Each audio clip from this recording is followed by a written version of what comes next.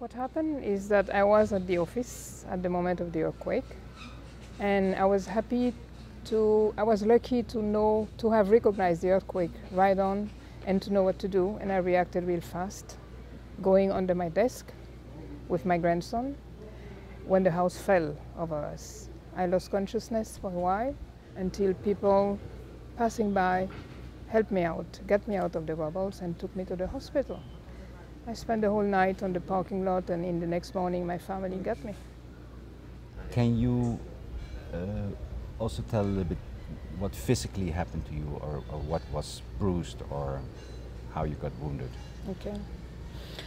Actually, I don't know how I got wounded, because I lost consciousness from the very beginning, from the very first shock.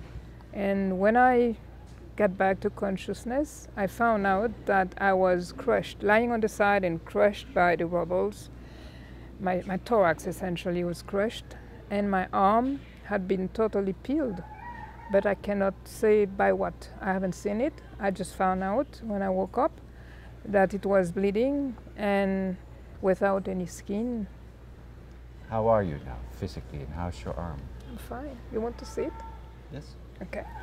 I wear this because I feel my arm is still very vulnerable, because they make an implant. They had to make an implant since I lost the skin here, they got skin out of my leg. They skinned my tight and cover my arm.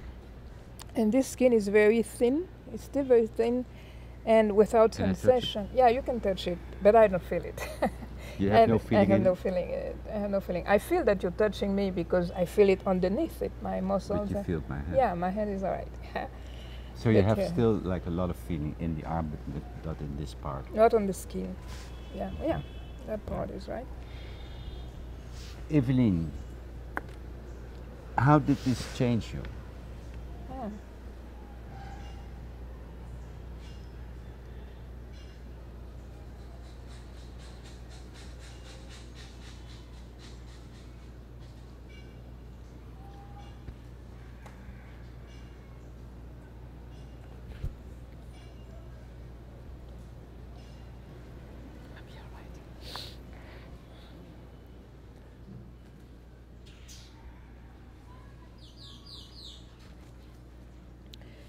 Been very emotional this week, because I think that before that I needed all my energy to get out of it,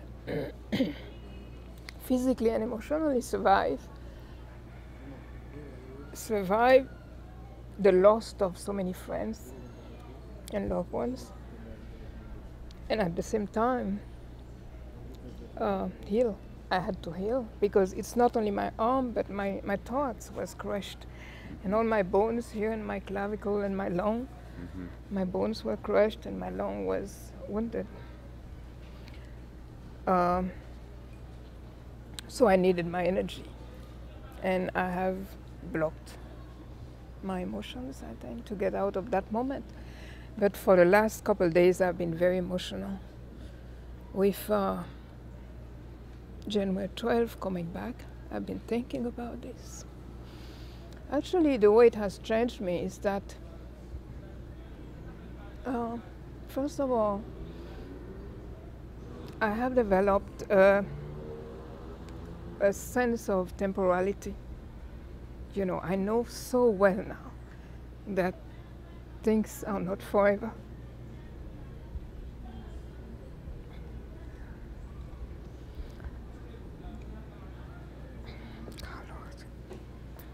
Sorry. Okay. And that life can stop anytime. And so you really have to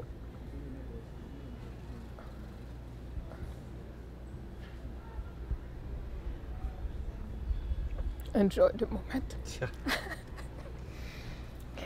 Yeah. Just enjoy the moment. This is the main thing I have learned. The only moment that is real is the one you're living right now, because you don't know. Tomorrow just really isn't. And so one thing I've been doing is, for example, using everything I used to save for later. this is for Christmas, or this is for my kids. I say, I don't have that.